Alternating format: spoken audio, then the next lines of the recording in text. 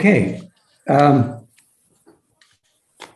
it's my pleasure to introduce and invite Vivien Schmidt for our Critical Policy Studies Network Zoom video.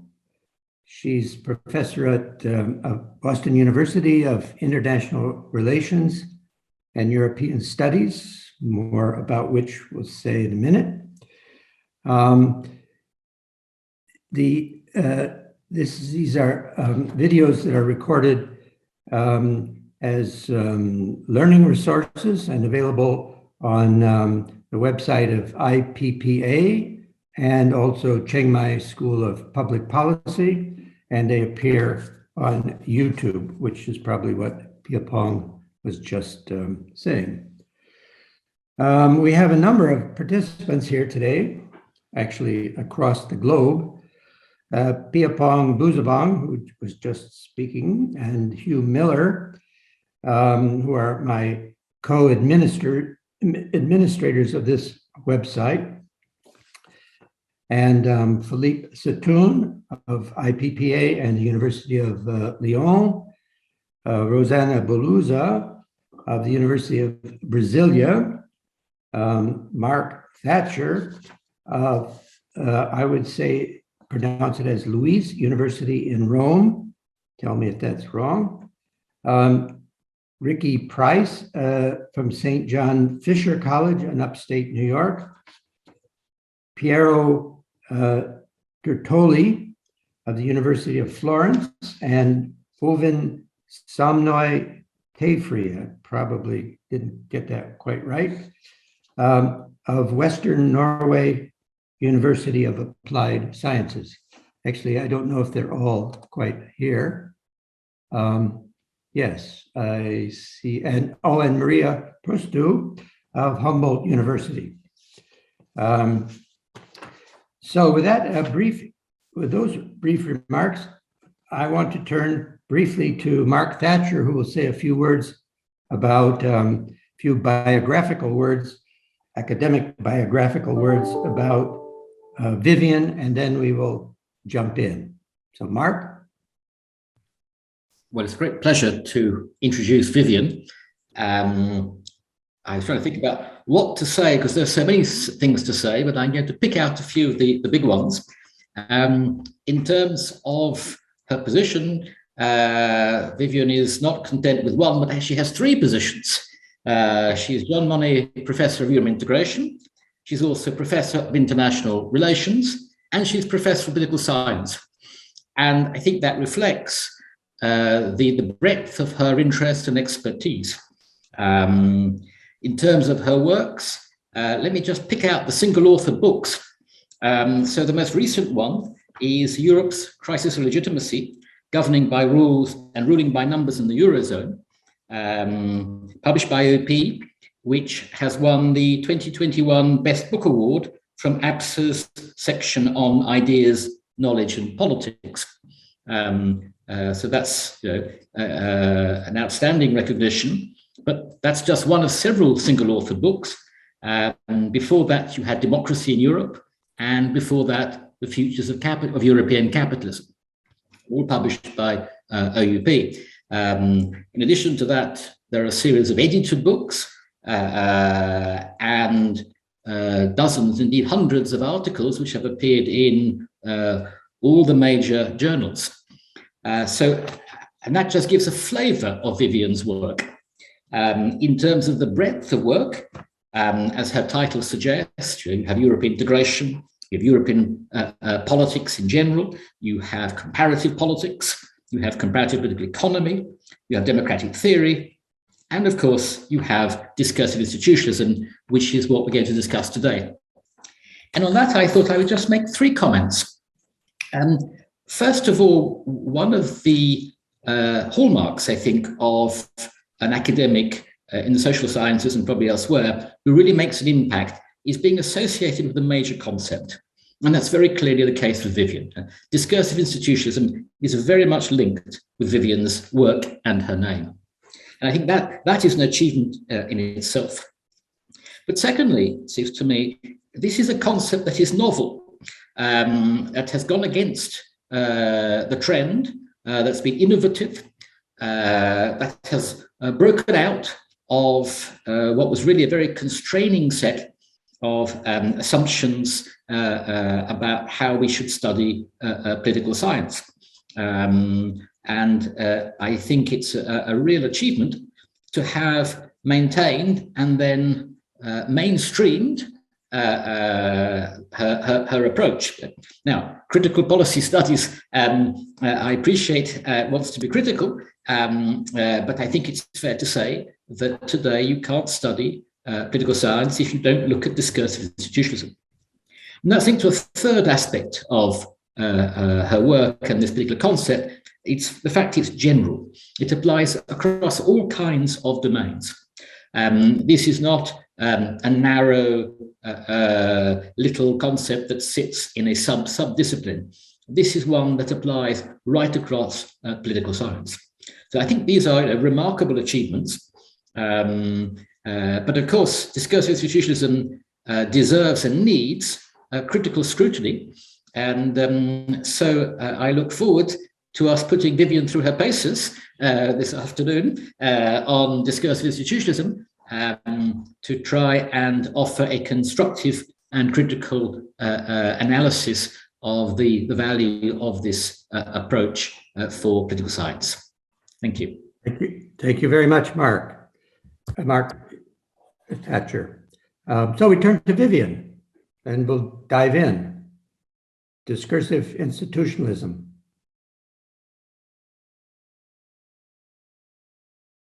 Do we have? Here we go. Yeah, sorry.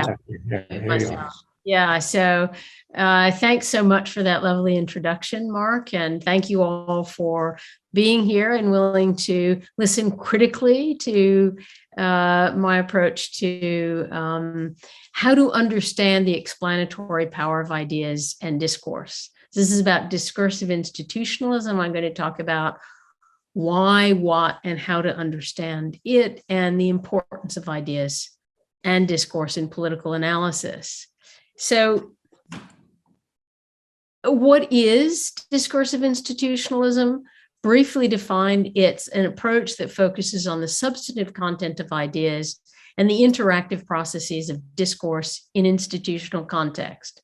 And I thought before delving into what this means, I'd like to give you just a little sense of my intellectual trajectory, because that probably will help better explain why I ended up coming up with this methodological theory, if we want to call it that.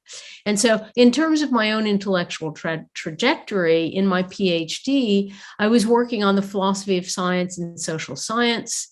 And I concluded that if you look at what philosophers of science do, rather than what they say, we see that they use the methods of social science to explain science.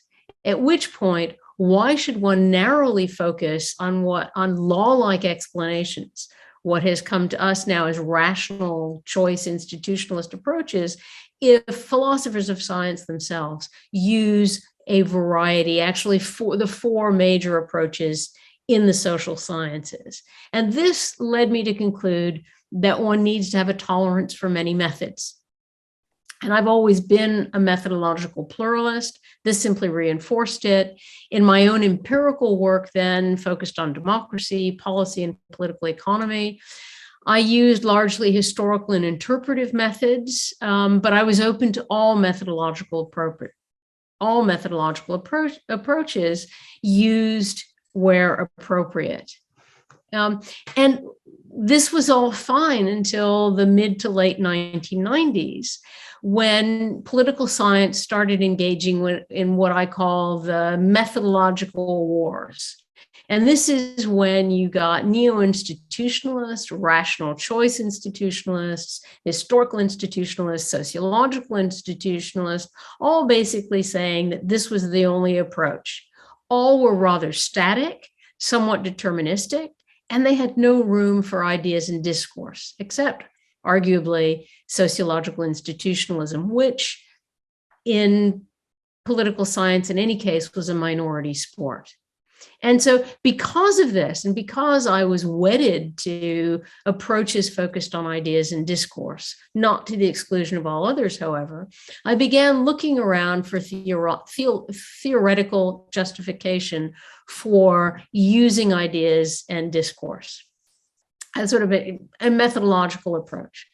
And what I found is many different methodological approaches, some focused mainly on the content of ideas, other on the interactive processes of discourse, some more focused on text, but without much context, etc. And it was because of that looking and having read all of this, I thought, well, wait a minute, what we need is, or what I felt I needed to do was create some kind of a theory or methodology that incorporated all these very, very many different approaches. And as a result, I came up with what I see as an umbrella concept, using, sort of encompassing all these approaches focused on ideas and discourse. But because, as a political scientists were talking about institutionalism, but only three kinds, I ended up calling this approach discursive institutionalism, and I called it the fourth new institutionalism. As a result, what I wanted to do was create a field, if you will, in which others could recognize one another, others who used ideas and discourse as their primary focus.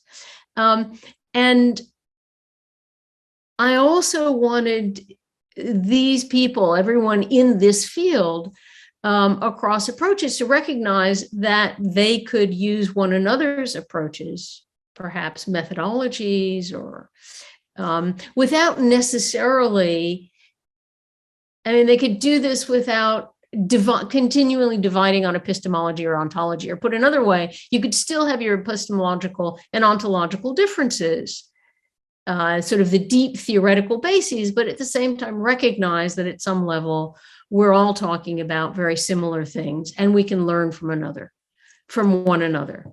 And so here I'm thinking of, sort of people who use the ideational turn, the argumentative turn, interpretivism, going all the way through to post-structuralist approaches. This is a very wide field. And in a way, it was trying to say we could do, for those of us who are interested in ideas and discourse, just what people in rational choice institutionalism have done and historical institutionalism have done, where they have gone across many different sub-areas or fields of political science and even beyond, to talk to one another and to create, if you will, discursive coalitions. We too could create a discursive coalition, if you will. So why discursive institutionalism? And the point here is it's not just about what is said ideas, but who said what to whom, where, when, and how, and why. That's about discourse. Why institutionalism? This is because it's not just about text, but also context. And my sense is this is a value added for political and social sciences, political science and the social sciences more generally, because it provides insights into questions that have been too long neglected. I mean, the one thing I found is that, if you said ideas and discourse matter to people, to politicians, if you're nuts, because of course, that's what politics is all about. It's the circulation of ideas. It's a discourse that seeks to persuade, and yet political science, in particular, in these in the late 90s and early 2000s, had simply evacuated these kinds of issues from analysis. So now I'd like to look specifically into what I mean by ideas and discourse and institutional context. So if we look first at ideas, there are, of course, many ideas about ideas and discourse. Narratives, storytelling, frames, myths, collective memories, arguments, discursive struggles, agonistic struggles, if we want to add Chantal Mouffe to this. These are so many ideas about ideas and discourse. And if we look at the substantive content, it's not just that it comes in such many different forms, but there are also two types. It's cognitive ideas that focus on justification, often using causal language, but there's also normative ideas or arguments that seek to evaluate and so it's legitimate. So if the cognitive is about justification, the normative is about legitimation. And ideas and discourse actually come at three different levels with different rates of change. One can talk about policies, policy ideas that tend to change very quickly, policy programs or paradigms that can change in a revolutionary manner, as in paradigm change, or in an evolutionary manner, as in programmatic ideas slowly changing. But underlying all of that, there are deep philosophies. Mark, Thatcher, and I actually focused on one of these, neoliberalism, and talked about the way in which they ended up, the resilience of neoliberal ideas as a philosophy, and how they found different forms and content in programs and policies. So different levels of philosophies tend to change much more slowly than programs and policies. And finally, if we ask about methods with regard to ideas, substantive content of ideas and discourse, here you can look at, there are case studies, process tracing approaches, demonstrating that other structural factors cannot account for change. I did this in some of my earlier work in the early 2000s to show the sort of the causal influence of ideas, although I got some pushback on causal, but I didn't mean it in a rationalist way. I just meant if you're going to speak to the other side, as it were, one also can use their language to make the arguments. And when I talked about the causal impact, I essentially said, if you bracket everything other than ideas, if you control for everything other than ideas, you can see as well if the structures are similar, if the institutions are similar, if the economics are similar, you can demonstrate how ideas make a difference. And I did so in one example, looking at Thatcher in the UK versus the Minister of Finance, Douglas, in New Zealand. Thatcher wanted people to believe what she believed as she made reform, versus in New Zealand, where Douglas simply assumed that people would come to believe what he believed as he imposed reforms. And the result is Thatcher actually succeeded in reform and in changing people's perceptions of what was in their interest, versus New Zealand at the time, where there was such pushback that they actually changed the institutions, the electoral system, because they were so unconvinced, as it were. So this is about the importance of ways in which one can talk about the importance of ideas to convince skeptics, if you will.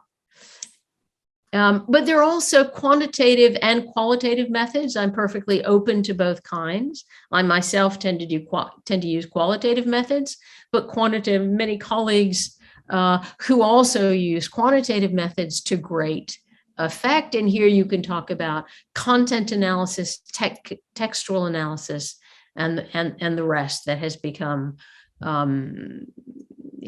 basically we see it everywhere. Lots of people use it. But so that's all about the substantive content of ideas and discourse. But it's also important, and lots of people stop there. I argue that you have to look also at the dynamics of discourse by considering discourse in terms of processes of interaction. These are the interactive processes of interaction in which one can look at discourse in the policy sphere and also in the political sphere. So in the policy sphere, I talk about a coordinative discourse of policy construction. And here there are vast numbers of approaches. Think of epistemic communities, advocacy coalitions, ideational entrepreneurs. That's all about the coordinative discourse of policy construction, but you can't stop there. Although I found at the time I was writing this that much of the policy literature really focused there. But in order to really understand change, it's not only about how policies are created, but also how they move into the political sphere and thus are implemented, if you will. They gain the kind of legitimacy, et cetera. And for that, there's a communicative discourse of political orientation and legitimation. And here, it's not just about ideational policy entrepreneurs, it's ideational political entrepreneurs who translate the policy ideas into language accessible to the more general public. And in this communicative discourse, we can talk about political leaders, spin doctors, the mass media, informed publics, another term, and the general publics. Deliberative democracy is one of the sort of the theoretical approaches to how we understand interaction in this sphere, but agonistic democracy, following post-structuralist, is also very much part of this. What's the direction of discourse?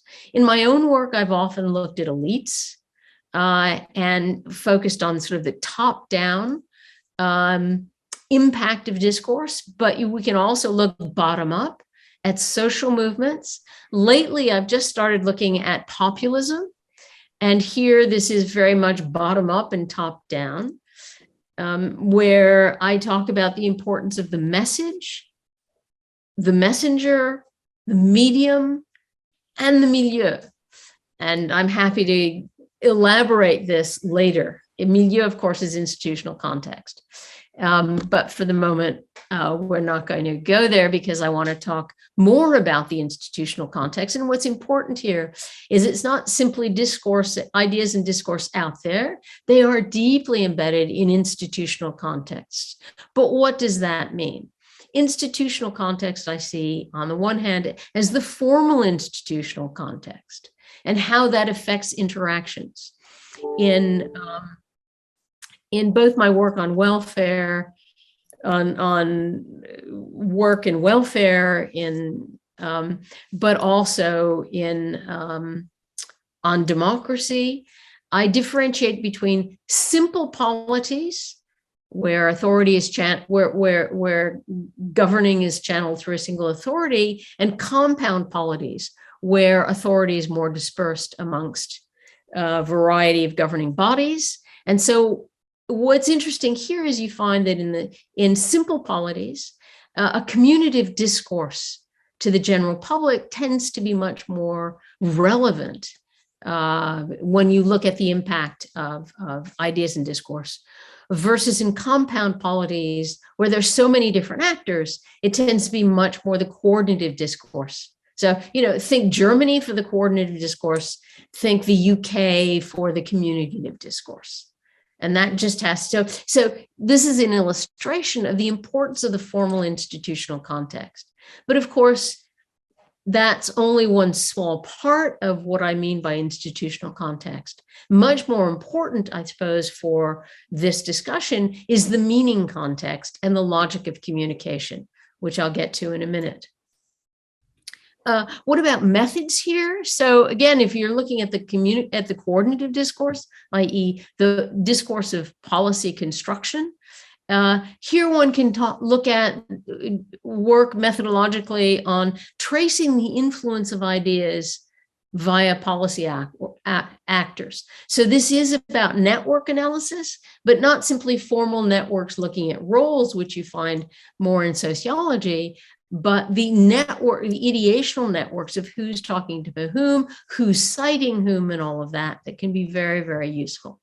On the communicative side of the methods, this is obviously about leaders' speeches, but you can also look at public opinion, surveys, and the rest.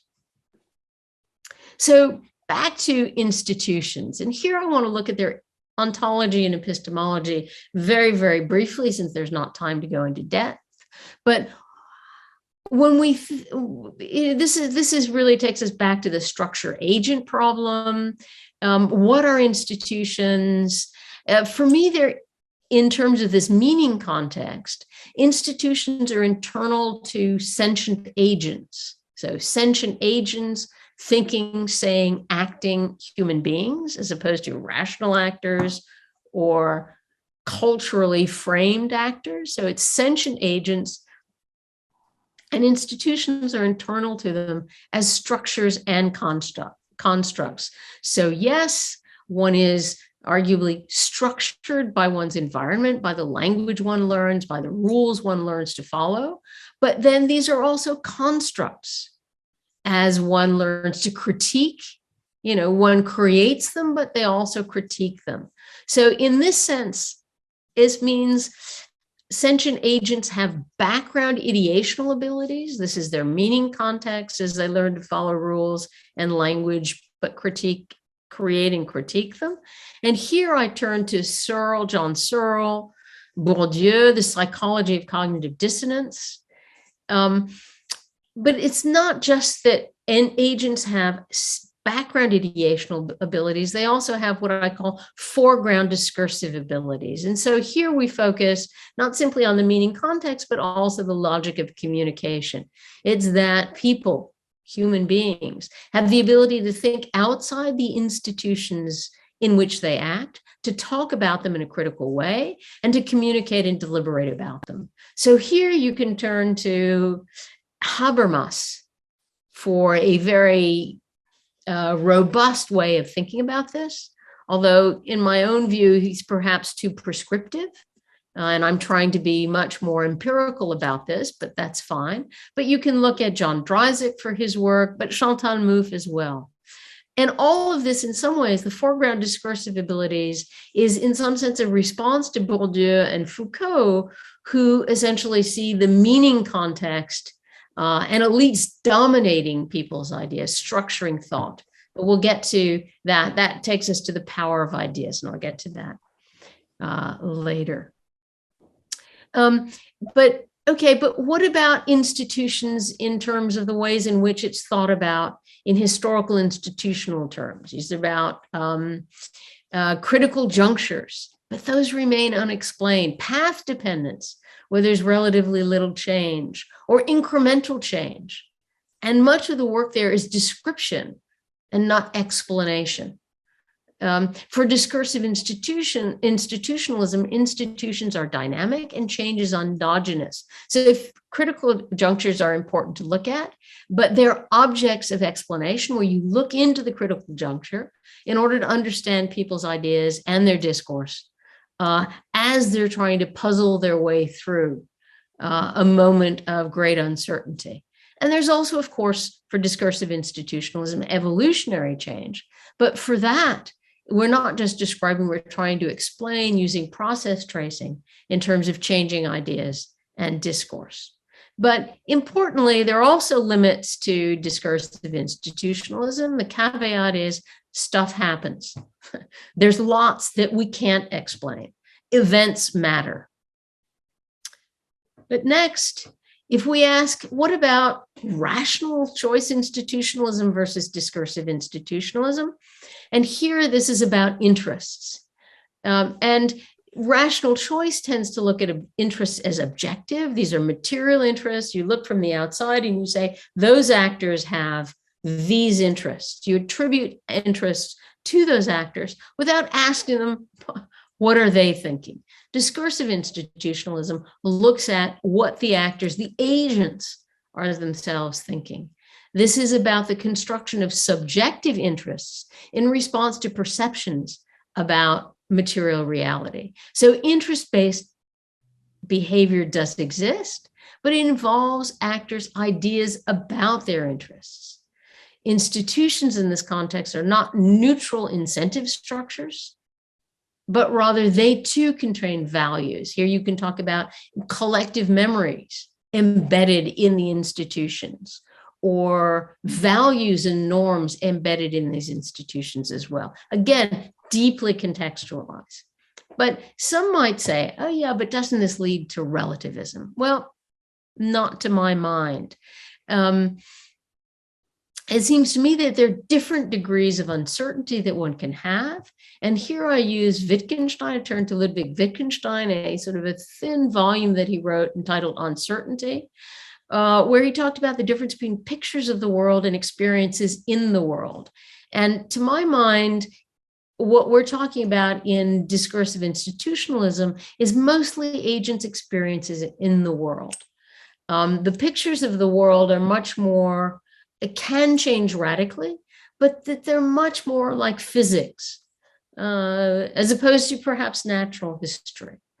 But in any case, here too, one can make differentiations. So you don't end up in an extreme idealism within a radically uncertain immaterial world, because there are certain experiences that we have that are universal for human beings. We see a mountain out there.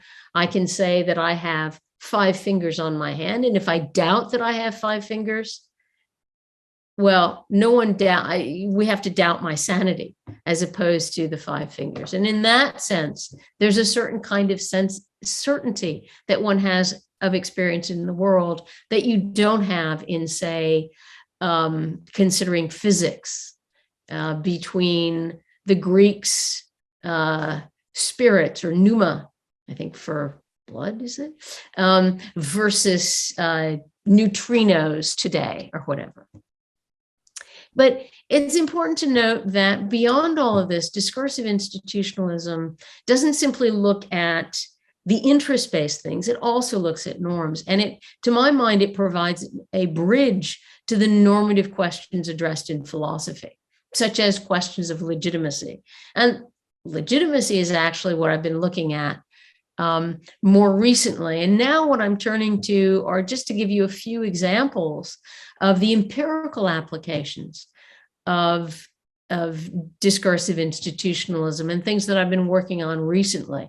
So my latest book, which is entitled Europe's Crisis of Legitimacy, Governing by Rules and Ruling by Numbers in the Eurozone, I theorize legitimacy. Here again, in this case, I take European Union actors as sentient agents. So it's not just about rationalist interests that make Eurozone actors impose austerity on Greece and Southern European countries. It's not only path dependence, where you've had these rules before, therefore you double down on them, although this is what happens. Or it's not simply about cultural scripts, as in Germany and ordo-liberal ideas.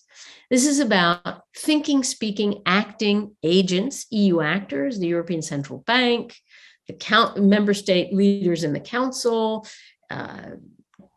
actors in the commission, the parliament, etc. They legitimate their own action.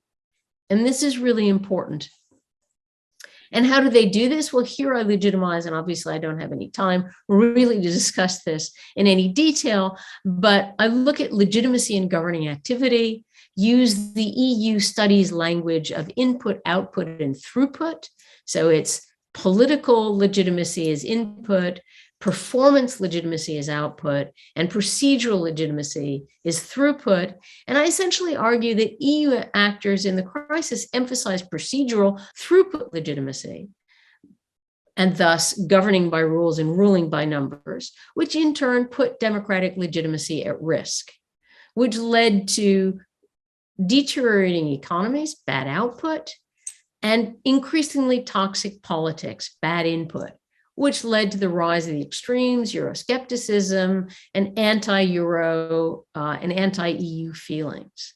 Now, I end the book, or I continue the book by saying, well, that was the initial response. But after that, EU actors began reinterpreting the rules and the numbers by stealth, i.e. without a legitimizing discourse. As they claimed, no, we're not really doing this, we're sticking to the rules, even as they changed them. This led to incremental change for the better, but suboptimal rules and citizen perceptions of illegitimacy. And that's essentially the book in the nutshell, and it's fully discursive institutionalist in its approach, even though it uses the other kinds of institutionalism in there and the results of their studies as background information. So next is, how do we theorize resilience in neoliberalism? This is the book, the co-edited book I did with Mark Thatcher, where we wrote an extensive introduction and conclusion, trying to theorize, how do we explain that neoliberalism that we saw in the Eurozone in the Eurozone crisis as well. How do we explain that it seems ever so resilient? It keeps coming back in many different forms. So how do you explain it? We can describe, but how do we explain it? So we have 5 lines of analysis. First, it's about certain core ideas that have been incredibly adaptable and mutable. You can go from the conservatives, Thatcher and Reagan, rollback of the state in the 1980s, to the social democrats. Here we're talking Clinton, Blair, Jospin, Schroeder. Their rollout of neoliberalism and neoliberal ideas to enhance the markets in the mid-1990s, to the European Union's ordoliberal state ramping up with the Eurozone crisis. And that's all about sort of a single set of deep philosophical ideas that keep coming back. And it's that these core ideas are adaptable and mutable. But the next line of analysis, number 2, is rhetoric versus the rhetoric of neoliberalism versus the reality of little implementation. Basically, if neoliberals really did everything they said they would do, they would never be reelected. And they don't do what they said, but this provides, ample opportunity for subsequent neoliberal ideational entrepreneurs to say, look, they never did neoliberalism in the first place. So here we go again. So it's rhetoric versus reality. Next, number 3, and tremendously important here, is the strength of ideas, of neoliberal ideas and discourse, or perhaps the weakness of alternatives. It's the common sense of neoliberalism. It's Merkel being able to use the Schwabian housewife. Oh, you have to tighten your belt. That governments are just like the household. And as housewives, we know that we have to tighten our belts when we have too much debt. Whereas if you give a neo-Keynesian analysis, it seems counterintuitive. And whereas the common sense of the Schwabian housewife takes 30 seconds to give a good neo-Keynesian explanation, it's at least a minute and a half, and then some. So that it's many reasons why neoliberalism may appear more resilient in convincing policy actors about their initiatives and persuading the public of the legitimacy of neoliberal ideas, and then winning elections. But, is it the strength of neoliberal ideas, or is it the weakness of alternatives? And what's interesting here is that in COVID-19, all of a sudden, there are new alternatives. There's the transition, the focus on spending more, debt, and ideas about debt and deficits having to remain low went out the window as people started saying, no, we need to spend on the climate, on climate change, on the digital transition, on addressing inequalities. Massive shift in COVID-19, in contrast to the resilience of neoliberal ideas in the Eurozone crisis. But one might want to say that there are others in this debate as well, and certainly populist messages by populist messengers have also been coming to respond to neoliberalism in a very different way. So I'm not suggesting that we've won this battle at all. Neoliberalism can also be ever resilient. And there's another part of this, which is number 4 in terms of resilience, is the power of interests. And this is about the strategic use of neoliberal ideas by interest-based coalitions through state captures. But it's also about bankers laughing all the way to the bank. Oh, you want to lower taxes. You want to, the trickle-down effect. Oh, please. Hurt me more. So power of interest is really important there. And then finally, there's also the force of institutions. It may have been difficult to change the neo-Keynesian institutions that came before and the neo-Keynesian ideas, but once neoliberal ideas were embedded in the institutions, very difficult to change. as in the Eurozone crisis, much easier to go back to the Stability and Growth Pact and create the six-pack, the two-pack, and the fiscal compact than to say we're going to break with this approach and come up with new ideas. Fortunately, what we saw is COVID-19 came up with new ideas. So that's all about how we understand neoliberal resilience. But then you might ask, and more recently, in fact, I started asking with another co-author, with Martin Carstensen, how do we explain the power? It's not just about the resilience of ideas, but what about the power of these ideas, of neoliberal ideas and others, in coming back all the time? And here we theorized about three forms of ideational power. And if you think of that in political science, the main ways in which power is theorized is about coercive power, structural power, institutional power. Here we talk about ideational power. And so it comes in three ways. One, and this in some senses, it provides an overview of the different ways in which people in discursive institutionalism, so all of those who use ideas in discourse, the different ways in which it can be used. So persuasive power through ideas via discourse is very much at the core of discursive institutionalism. It's about the capacity to persuade via discourse of the cognitive validity and normative appropriateness of one's worldview through ideational elements. This may involve using ideas as weapons, creating intersubjective meetings, deliberation, but this is how you persuade others to pick up on your ideas, through discourse. That's number one. But number two is there's also coercive power over ideas in discourse. Rationalists tend to like this more, but of course it's the capacity to control and dominate the meaning of ideas and or to resist alternatives. Elites, of course, can impose. This is the rationalist view, that if you take ideas seriously, it's only about elites putting these ideas forward. It's about also media controls, or experts don't listen. Think about neoliberal economists who paid no attention to neo-Keynesian ideas for the past 40 years. But it can also be, and this is important, can be bottom up. Social movements can shame others into conformity. This is about norm setting. So elites don't control it all. This is not just top down. It can also be bottom up. Think about the Tea Party in the US and the Republicans. But think about all the various social movements focused on climate change. So one is persuasive power through ideas via discourse.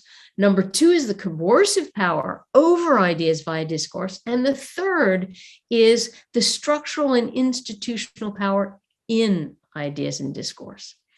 And this is about the capacity to structure thought and or to institutionalize ideas at the expense of others. So think about Foucault's discourse, Gramsci's hegemony, Foucault's Bourdieu's doxa. This is all about the power of ideas to structure people's thoughts, that elites dominate, but they structure their thoughts in ways that you become completely blind to all other ideas. Foucault talks about ordoliberalism in this way, and sort of the ordoliberal discourse. But another aspect of this in terms of the institutionalization of ideas is how it's crystallization of ideas in the rules. This is more historical institutionalist. And sociological institutionalists would be embedding in norms and cultural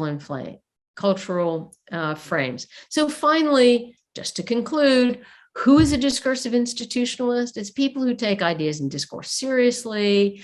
It's people who set ideas and discourse in institutional context. They put ideas in the meaning context, discourse, as following a logic of communication, and take a more dynamic view of change. My overall point, this is actually an argument for methodological pluralism. I'm not saying this is the only methodological approach. I'm saying that you can't understand empirical reality and politics without adding this to it.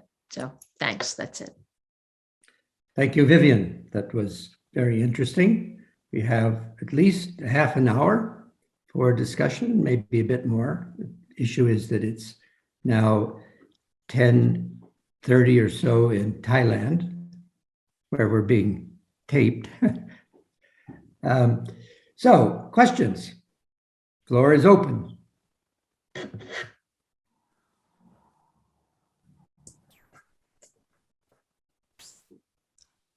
Anybody want to go first? So, yeah, could I have a question? Good, jump in. Oh, sorry, yeah. Okay. Go ahead. Yes, Øyvind Tefre here from Western Norway University of Applied Sciences. And thank you so much, Vivien, for this very, very interesting presentation. And I just want to have a brief question that basically is more of an elaboration on the question of determining causal effects of ideas. I know you said you had some pushback on using the concept of causality, but I think it's important also to be able to use those concepts, because if you want to explain, then, well, we are in a sense trying to say that something has caused something else. And so I think I find your theory extremely useful and interesting, and I've used it in my own work. But at the same time, the criticism of these traditional new institutionalisms would be that they are somewhat restrictive in the sense that the path dependencies of the historical institutionalisms, the cultural norm and rules of appropriateness in the sociological institutionalism, etc. But at the same time, this is also kind of part of the strengths of these theories, because it allows you to sort of manage expectations. You can produce meaningful hypotheses to explain social phenomena and whatever happens. Whereas in the discursive institutionalism, it seems in some ways to be much more context specific in how you go about doing explanation, although you have all of these very useful concepts for sort of putting the different observations into perspective. But I just wanted to hear your thoughts on whether you see also discursive institutionalism as having more of these sort of general hypothesis generating expectations, the same way that the other three definitely have. So yeah, thank you. So thanks, Owen. That's a great question. So 2 or 3 things. First, back to why I talked about it. So I see, if we're going to talk about the importance of ideas in discourse, we have to engage with the people with whom we feel that we're in dialogue. And as I already explained, I call this discursive institutionalism because I'm in dialogue with the other neo-institutionalists. I have used historical institutionalism and sociological institutionalism, and even kind of a soft rational choice institutionalism in my own work. I find all of these useful, but the one thing that I don't find useful is that, especially, you're using the language of rationalists when you use hypotheses, after all, and sort of you're making assumptions about the possibility of predicting the future. I don't think so, not except in sort of very narrow or perhaps common sense terms. That's fine. If people want to use that, then they can go to a more parsimonious, rational choice explanations. To my mind, it doesn't get us very far, because what I'm interested in is what is not easily explained. So what you could say is rational choice institutionalists are doing, are looking at more common sense kinds of universalisms that one could see also in discursive institutionalism. Whereas what discursive institutionalism does is it's at a different level of abstraction. Rational choices is a very high level of abstraction, and it gives you, in some cases, very good insights into these sort of very general ways in which human beings interact. But I'm actually interested in those things that are not easily predicted, And in any case, I don't see prediction as really possible. I see expectation.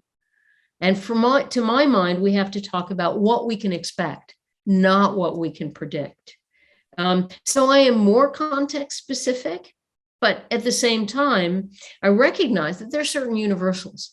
So, I think about Wittgenstein's line, if a lion could speak, could we understand him? ? So there's a universal basis to certain things. On the other hand, especially for someone like me who likes to go deeply into ideas and discourse, these are obviously language related. These are culturally dependent in some sense, but that doesn't mean that you can't translate. So we don't end up in relativism because you can translate the terms. But to me, it's really important to understand those translations. And actually, if we look at much of political science and social science, it's really trying to look deeply into action. And that's really where I am. But that doesn't mean that one can't, even if you look at sort of different ways in which people approach ideas, Mark Blyth takes a much more sort of global approach. Neoliberalism, actually, as a very general economic principle or philosophy, one can use that to explain the way in which for the past 40 years, there's been one particular approach to policy. So that's a very big sort of, if you will, abstract way. But then once you look more closely, you realize that neoliberalism has taken many different forms in many different contexts. And that if we truly want to understand it, you have to look much, much more closely. Similarly, one needs to look at different actors. You can call EU actors all neoliberal, but that doesn't get you very far. But if you look at the European Central Bank, the Commission, member state leaders in the Council, what you see is they have very different ways of explaining things. And then populists, which is my latest work. We can talk about sort of a universal style. So here's a good generalization about sort of how populists act in terms of, say, the message. Populist leaders tend to have charisma and authenticity. Their messages are similar in terms of political style and us versus them style. But the content actually differs tremendously across countries. You can talk about the extreme right, and yes, they all focus on immigration, but it's deeply, deeply contextualized and different in different polities, whether you're talking about Marine Le Pen or Matteo Salvini or Orban or Kaczynski. And I think that's what's important. So I'm not saying you can't do the sort of the big picture and you can't use other approaches as well, but very important to sort of to drill down. Okay, Philippe has a question or commentary. I guess you mean me, right? I'm Piero, not Philippe. Zittoun. I think it's... Oh, sorry. I didn't. Okay, sorry. I didn't see your hand raised, so I'll wait for my turn. Okay, so, hi, Vivien. Always pleasure to see you. Long time ago. So Frank have asked me to prepare some questions, so I have some question to ask you in front of this very stimulating presentation, always. So I would like to ask you first an epistemological question about what difference you make between ideas and discourse. So you speak a lot with institutionalist people, finally, but maybe for people who are more focused on question about discourse, the question of the difference between them, use it all the time together as a conceptually. But do you think there is a difference for you between discourse and ideas? My second question is near the first one. So you have used Foucault and Bourdieu in the same way, but in my reading of them, they have very different perspective about the power of discourse. What I understand from them is, for Bourdieu, the discourse is not powerful. What is powerful is a position, and the discourse is just a weapon. And for Foucault, it's the opposite. The power is inside the discourse, which structures the people. And you use it as two references, but I would like to understand where you think you are, because it's also a question probably linked to the first one. What is the link between discourse, ideas, and finally people, or spokesman? Or the third question I go really quickly. It's about the institution itself. When you say discursive institutionalism, does it mean that, like Foucault, that discourse become an institution at the end and become a contract, or discourse is structured by institution? Fourth question, you have evoked with very interesting way Mouffe and other people work about dispute and conflict. But in another way, you have considered the idea that there is two kinds of discourse, the coordinated discourse and the communicative discourse. But where is the dispute and the conflictual discourse in these two ways? And is it not a third way, if I read someone like Chantal? And last but not least, about the resilience of the neoliberalism as idea. So I work actually on the crisis in 2008, and it's little like COVID. So government have never expended so many money and so many debts since this period. So is neoliberalism is so resilient as an idea, or as a discourse, or now is it become an illusion?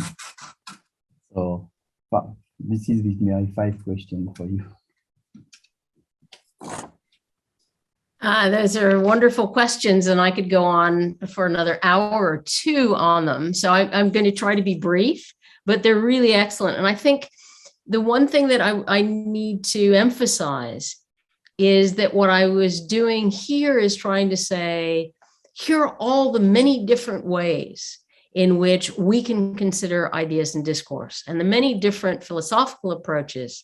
And so I'm trying not to choose amongst them when I'm presenting, at the same time that I do have my own particular approach. So I use, so to be honest, I use discursive institutionalism in 2 ways. One is an umbrella concept as a field in which everyone, has a place, at the same time that I have my particular ontological and epistemological approach, which is arguably and admittedly different from that of Foucault and Bourdieu and Mouffe, etc.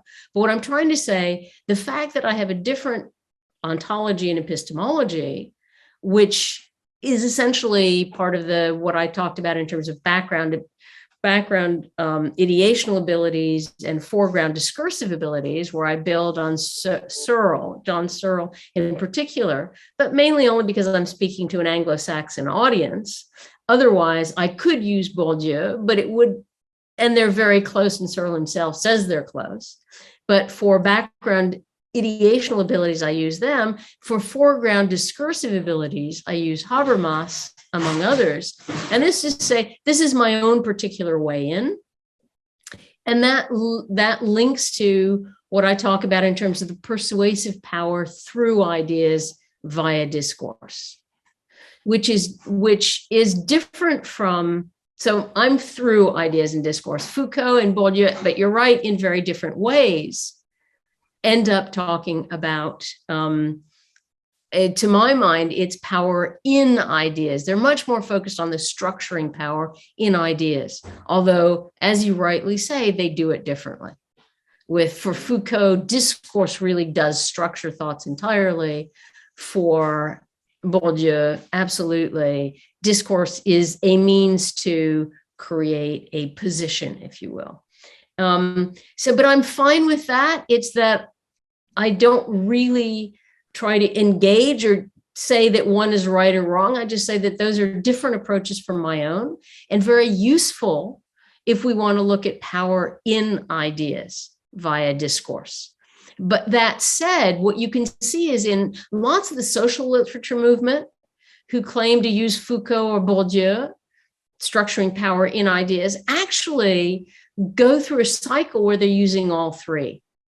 You start with structuring power of ideas in, say, I think Charlotte Epstein has this in terms of the whaling discourse. There's a structuring power in ideas. This is the way we see whales, bad, Moby Dick. Then you get social movements that actually use persuasive power through ideas to change people's views of whales, not Moby Dick anymore, but Moby Doll. And that's power over ideas by social movements to get the whole whaling industry to shift. Once they do shift and they're no longer killing all those whales, it becomes, again, structuring power in ideas, because now all whales are Moby Doll and no longer Moby Dick, which is why I think it's really useful for us to look at all the different ways in which different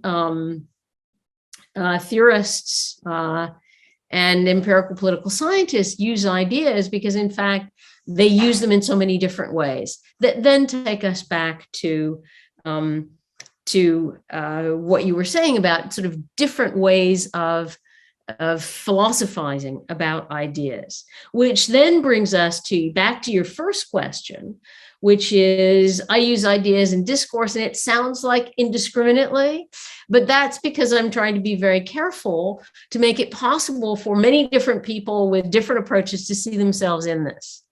When I'm working with Mark Thatcher, he really prefers ideas.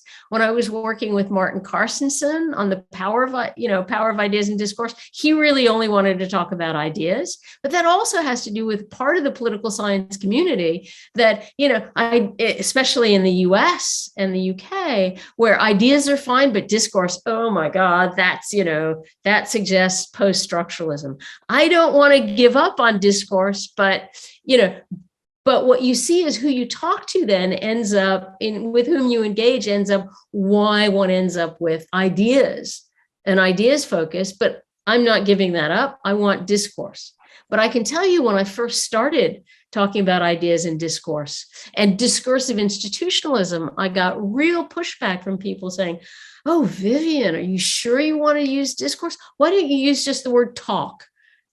Because discourses, we're talking the early 2000s, late 1990s, early 2000s, discourse means postmodernism, post-structuralism, and that's beyond the pale for most of these more conventional political scientists, where ideas, there's already the ideational turn, maybe that's okay. But no, I insisted, I want discourse, because we can't understand the interactive, the dynamics of change and interaction if you don't have discourse. This is about who's talking to whom about what. And so discourse itself, I use both as the substantive content of ideas. It's a discourse that contains ideas, that embodies ideas. But I keep that on the substantive side. And then I use discourse in a different way in terms of discursive interactions and the more dynamic approach to the word. And so I use basically all of those, but you're absolutely right to pick up on the, why am I using ideas in discourse? It's to create this sort of big, friendly, open, welcoming approach to everyone. At the same time that I recognize my epistemology and ontology is somewhat different. And finally, I think you ask about the coordinative and the communicative discourse, and the third way, move on agonism. I mean, basically, coordinative and communicative discourse are simply trying to say there are different ways in which we find discursive interactions in the policy sphere. And that's really about how most policy analysts talk about ideas in discourse versus the political sphere, where you get people doing studies of mass media, deliberative democracy, and you're right, agonistic democracy actually, I think, kind of cuts across both. They're absolutely right and perceptive. Okay, thank you. Piero. Yes, thank you, Vivien, for the presentation. Before I ask my questions, I just wanted to rectify my affiliation is not the University of Florence, but it's the University of Groningen in the Netherlands. And I'm saying that just because we're recording, not because I'm overly pedantic, but not to offend the University of Groningen or Florence, depending on on the point of view. Vivien, I have to. What I would like to do is to go back to current events and try to push you a bit more to comment on this. I know you've just said that you don't want to predict, and I totally sympathize with you on that. But you did say that there can be expectations. So I would like to ask you a little more about what your expectations are and how discursive institutionalism, let's say, can be put in relation with current events, in particular the COVID crisis, and in particular, not only, but in particular, the way it's hitting Europe and the European Union. Two things I would like to ask your opinion about. The first one is the juncture of crisis in which we are in, and in particular, the way this seems to be a crisis in institutions, but also in ideas. You've already touched on this, and ideas themselves, policy ideas, political ideas, can be seen as institutions. So in a way, there is a double level of institutional crisis. I think discursive institutionalism is particularly well placed to talk about this double layer, so to speak. And you have yourself touched on this in your writings and in your presentation before, especially in relationship with the Euro crisis, when you and in particular in your analysis of policy change by stealth, so to speak, in which policies do change, but within a context of formal rules that are unchanged, and that itself is also the demonstration of the fact that certain institutions are very policy and political institutions are very difficult to change. My question is whether you would still expect this to be the result of COVID, or on the other hand, there is more space in a post-COVID world for more, let's say, radical change at the level of ideas as well as institutions.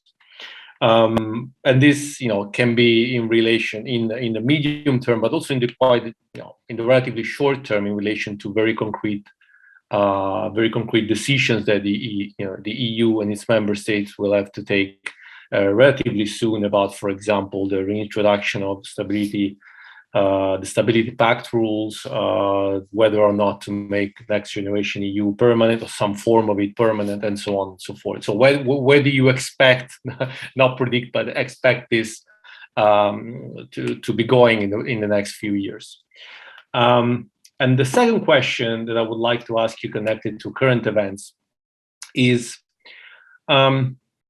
it seems to me that the battle of ideas lately has become much more radical in a specific direction. The battle is not just ideas, but it's increasingly about ideas on how to produce ideas. It's much more epistemological than in the past. There is a questioning of science and the scientific method that is, to my memory, I've never seen. I don't know if it was. I don't want to make big statements about the past, but it seems unprecedented to me, at least. In the level in which it is, it really is involving the wider public, and this is, it seems to me, damaging public discourse.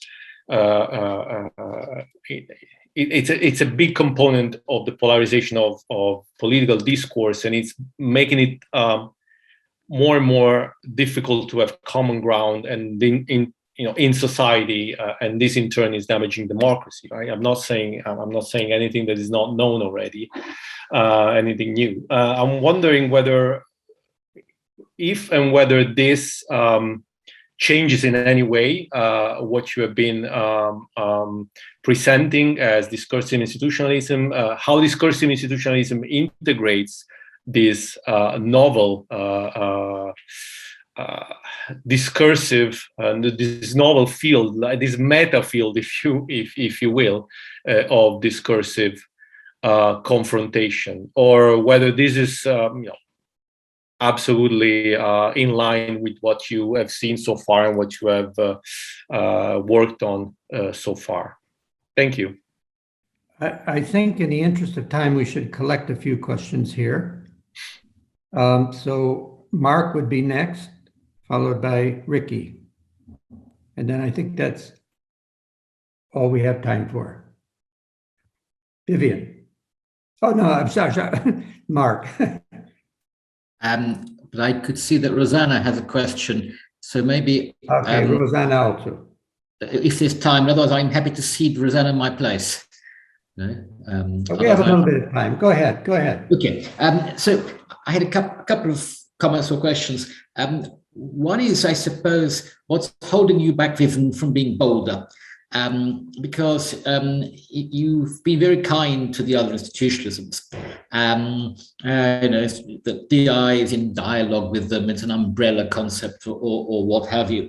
And yet, in your response to Philippe, as you said, for you, you have your own epistemology and ontology. And I kind of wonder what's holding you back from saying this is different and in conflict with the other institutionalisms, because maybe good science gains from disagreement as opposed to perhaps incorrect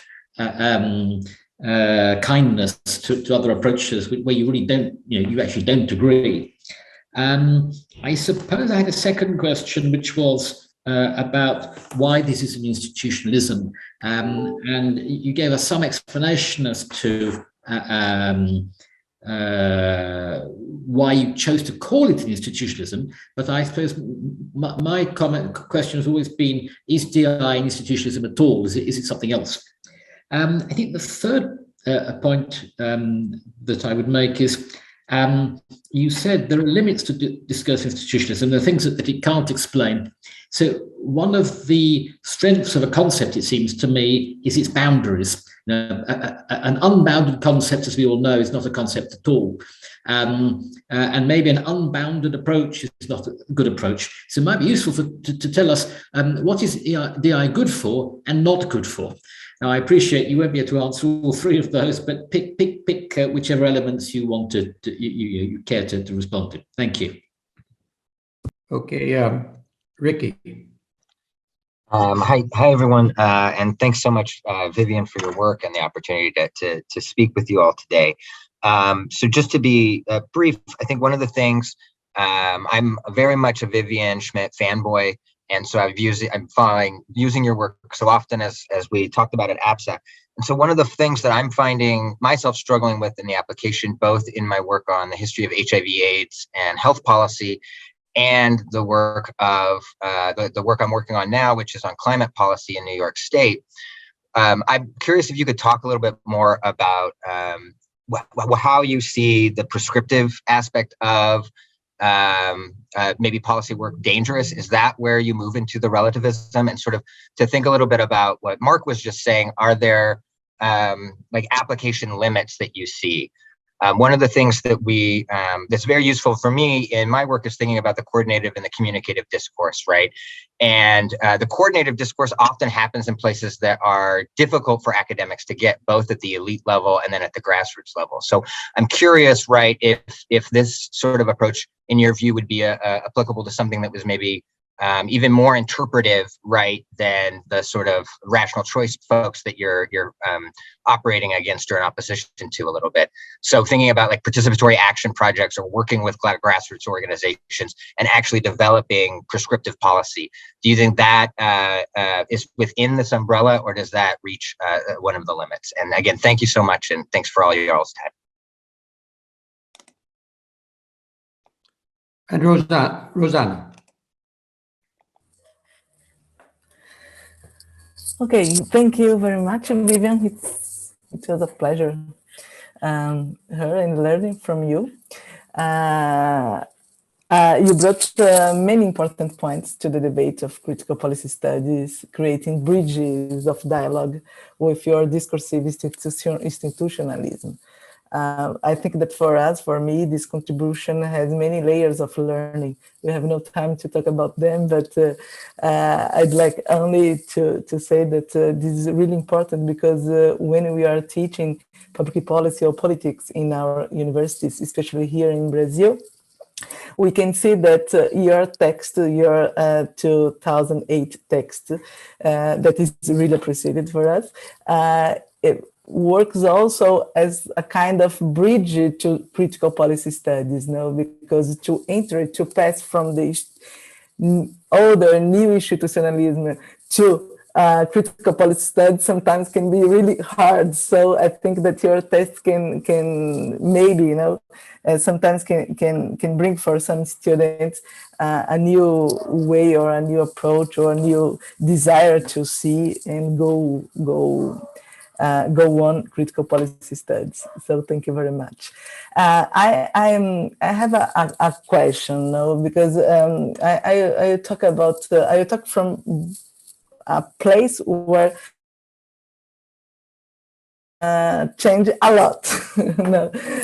Here in Brazil, if probably you know a little about us, about Bolsonaro, our terrible president.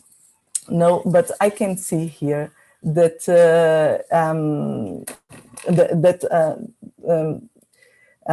so we are in a place where institutional change happens very quickly, or almost don't happen, depending of the understanding of change. From here, I can see two new features that I wonder if they could be taken into account in a more culturalized understanding of your work, because we try to do this here. The first is, in the process of polarization that we are living, the discourse are less and less precise in what they apparently could be, in terms of content, but more and more precise in those contents that did not seem to be central. Just think of the discourse on poverty, for example, which talk much more about the narrow of social habits than exactly about poverty. So this is one feature. The second feature that we can see in the discourse here in Latin America in general is the profusion of discourses, the profusion of arenas of debate in which everyone can make speeches, everyone can make discourses, and all of the networks of discursivity have gained new dynamics. I'm talking, of course, about the social media, when, for example, we don't realize the amount of weekly lives that Bolsonaro does.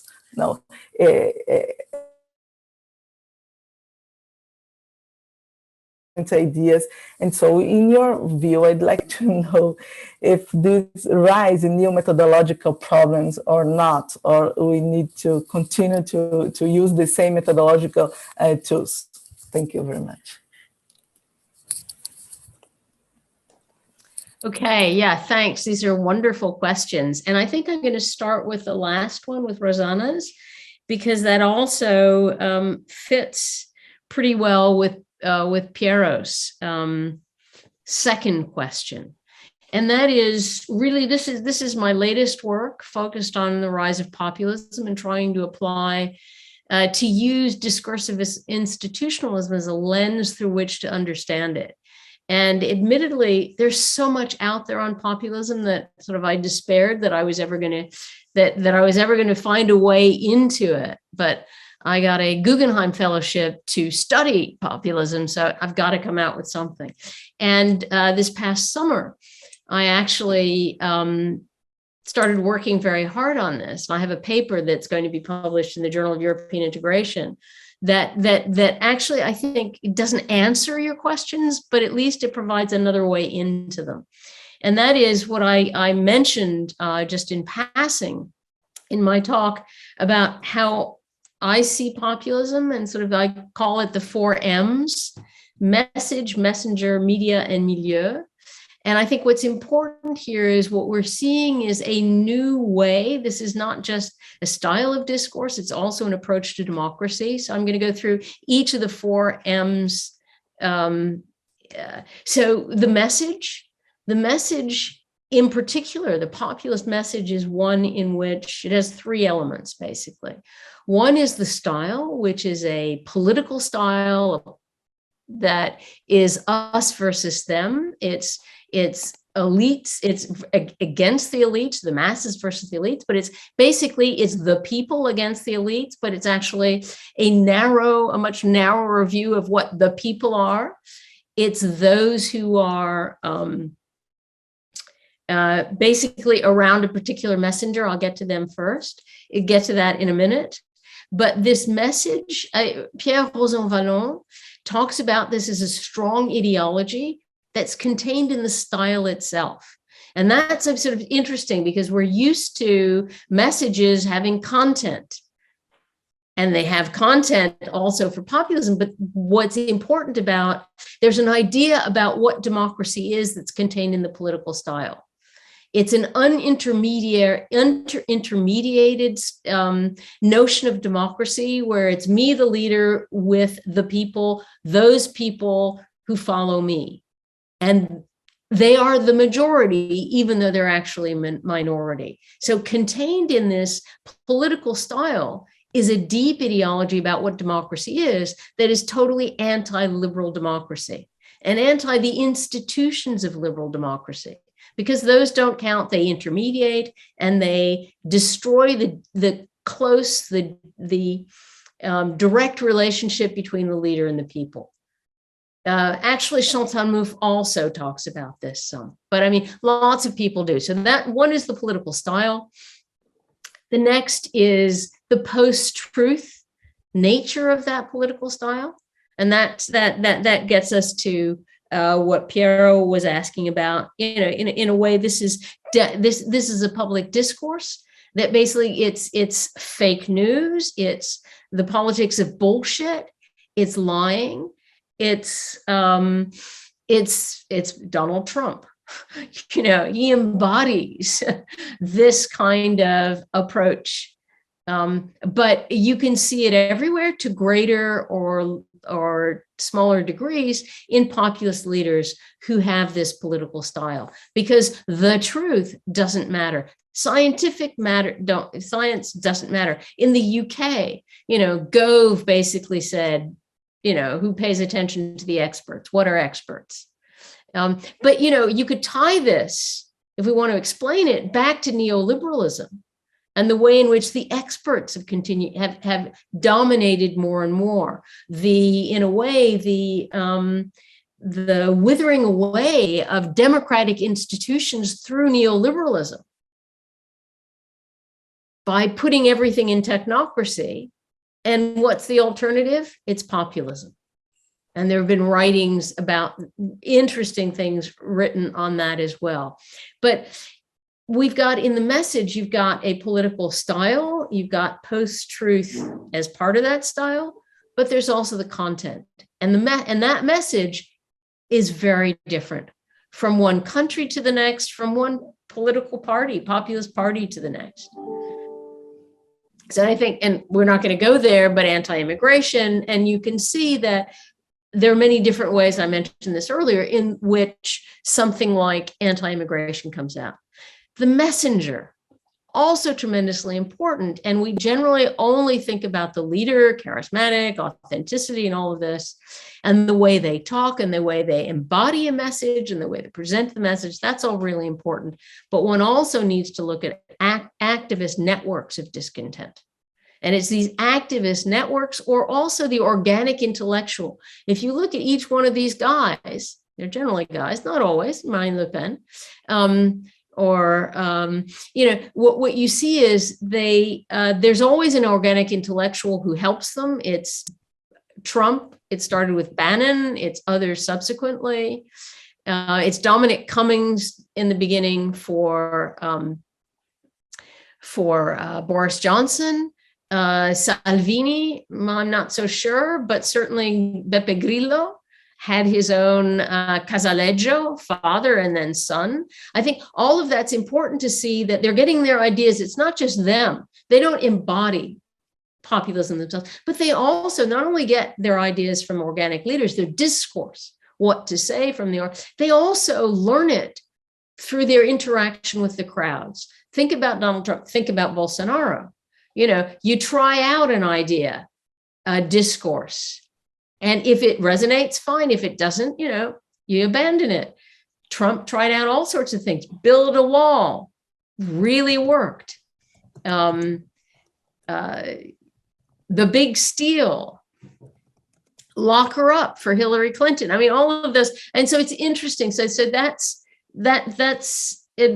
about the messenger, but it's also obviously about the content and the way in which the message, but it's not just the leader, activist networks. How do these ideas circulate? And that, of course, takes us to the medium, social media and traditional media. Social media, and this is another way in which post-truth circulates, but it's also about a decentered kind of leadership where it's not just the leader leading, it's the followers leading. It's the fact that any one person can get on the social,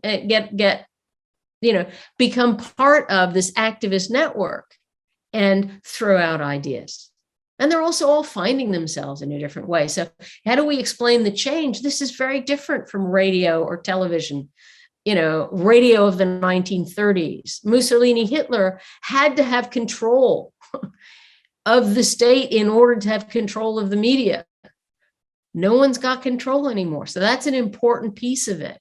Bolsonaro, becomes popular through the social media. But then, of course, and this is Trump as well, it's the traditional media that amplified. Trump probably wouldn't have been elected had the traditional media not, thought him fun and news sells and, entertainment and news as entertainment sells. I mean, there's another piece of that. I mean, there's so much then also in terms of traditional media. But then finally, the milieu is tremendously important, the institutional context. We don't need Marcus Wright and others. We don't really need the various institutionalisms to tell us about the milieu. But lots of what's been written by historical institutionalists, some rational choice institutions, sociological institutionalists, is very useful because they're focused on the socioeconomics of discontent, the sociocultural bases of, fears of loss of status, but also the purely political. So, although I don't go to them to ask about how they explain what they explain, it's perfectly fine to use their results as part of this, because what we can see is that populist leaders in their messages pick up on the economics and sociology and politics of discontent. And those are all tremendously important. So if you want, so Rosana, you were asking me, how do I go about, how do we deal with this, and Piero as well, how do we deal with this new phenomenon? That's my way through it. And it's very much part of discursive institutionalism as I understand it. But I'm taking a different cut at it, sort of a different slice at it now, because populism is a different phenomenon. And whereas we normally used to think of, the institutions of liberal democracy were kind of in the background because they were just there, we can no longer take them for granted.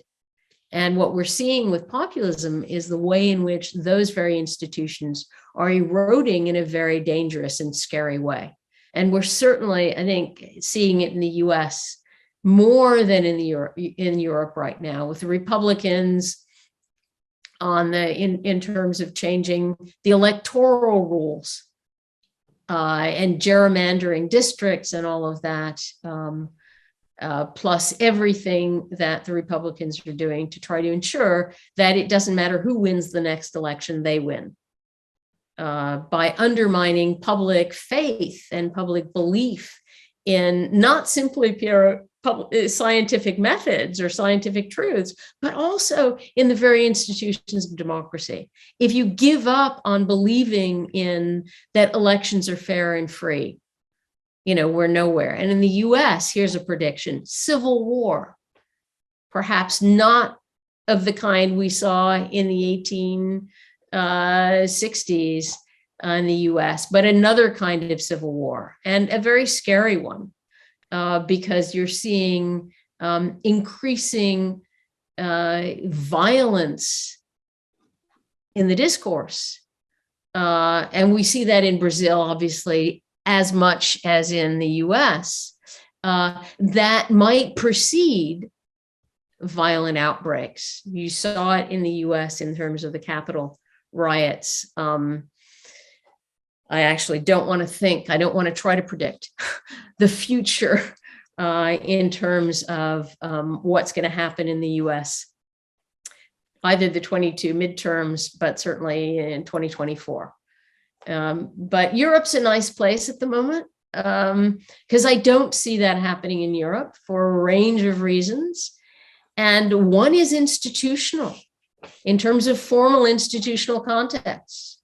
In the US, it's very hard for a populist, a so-called populist, a third-party candidate to win.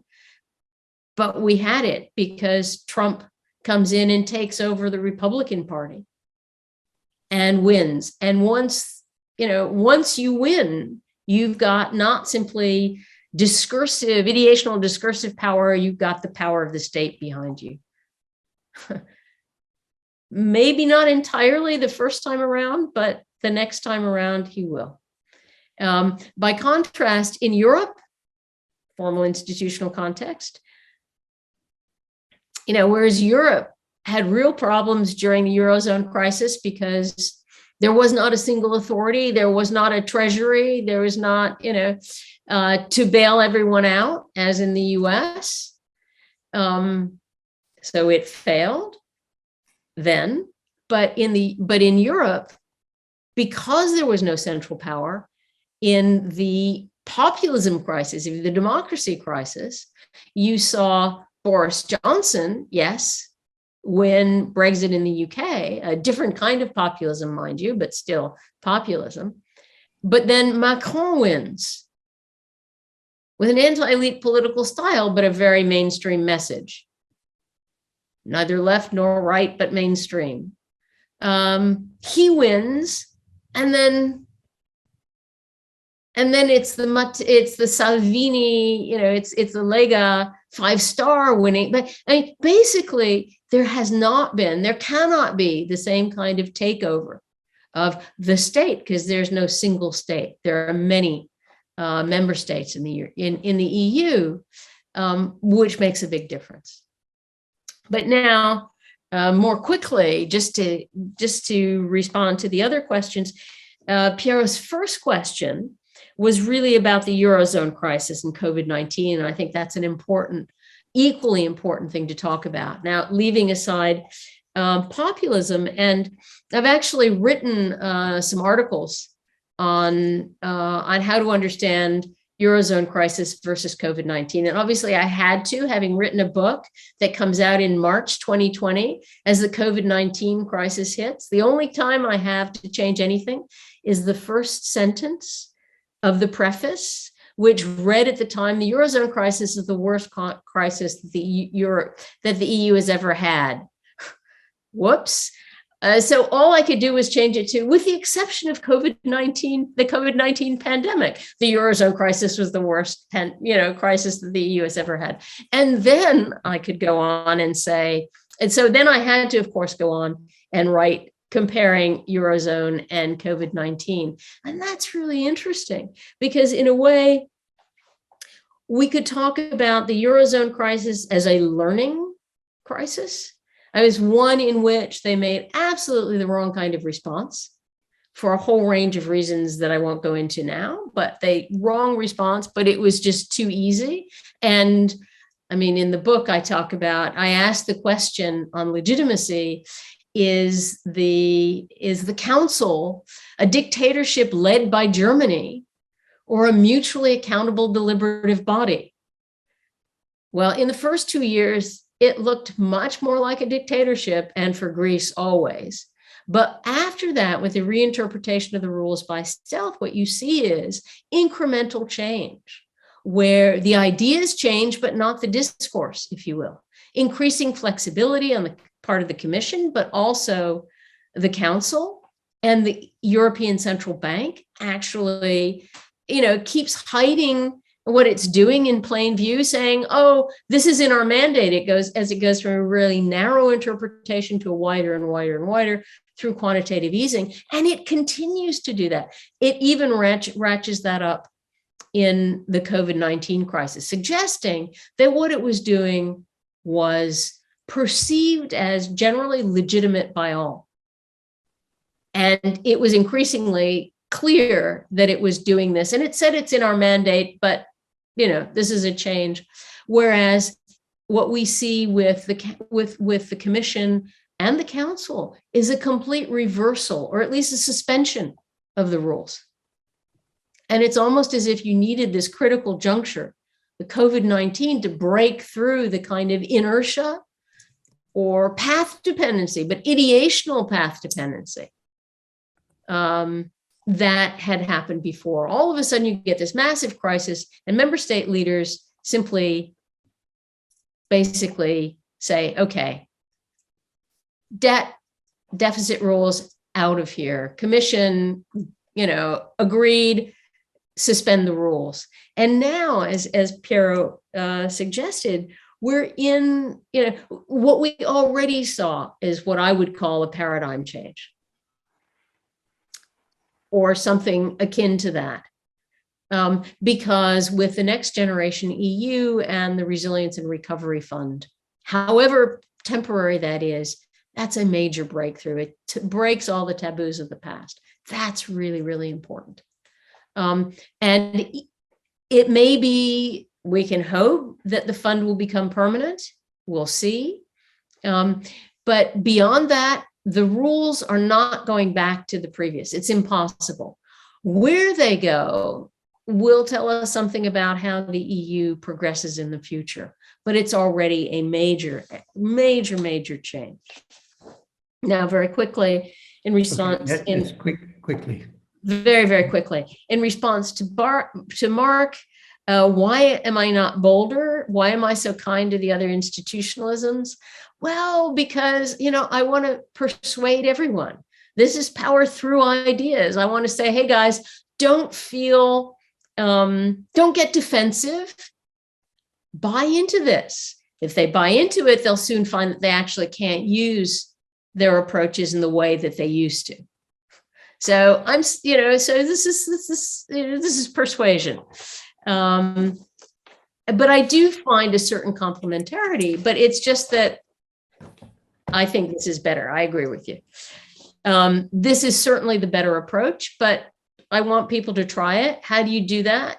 Do you have a battle of ideas where I win, or do we simply persuade that we're all in this game, in this boat together, and we can move forward? So I suppose that's maybe because I'm female or a middle child, I tend to be more conciliatory. So here's the psychological explanation that we don't get into. On the boundaries of discursive institutionalism, what it can explain, I don't have time. I could easily say it explains everything, but no, it doesn't. But the important piece is that the other approaches help us much less, I think, than discursive institutionalist approaches. And then for Ricky, finally, on the prescriptive side of policy work, I do that all the time. I think that one can do both. You can go, you can interview, you can do participant observation, certainly the coordinative policy discourse, and you can have really good explanations of what's going on in there and who's talking to whom and how ideas circulate and whose ideas matter.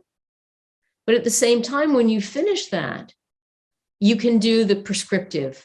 This is where I think, I've been doing policy work for a long time now and talking to EU institutions in recent years, but also to national policymakers, in particular in France in the past, various national parliaments, also even in the UK. And I find it informed. So the one thing that is difficult, and I found this as I was writing the book on the Eurozone crisis, is that I had done so much policy work and prescriptive saying, this is what you need to do, this is what you need to do, that then when I start writing a book and saying, oh my God, how am I going to do this? And talk to academics now. I thought, okay, step back and say, some people argue this, others argue that, and then you make your argument. And I think in that sense, one can appear objective in the sense that is used. But basically, everyone, including rationalists, have norms and values that inform their work. I think it's probably important, and this is the critical in critical policy analysis, to bring out what it is, what are the norms and values and ideas about empirical reality that inform other people's work. But we need to be very self-conscious of that ourselves.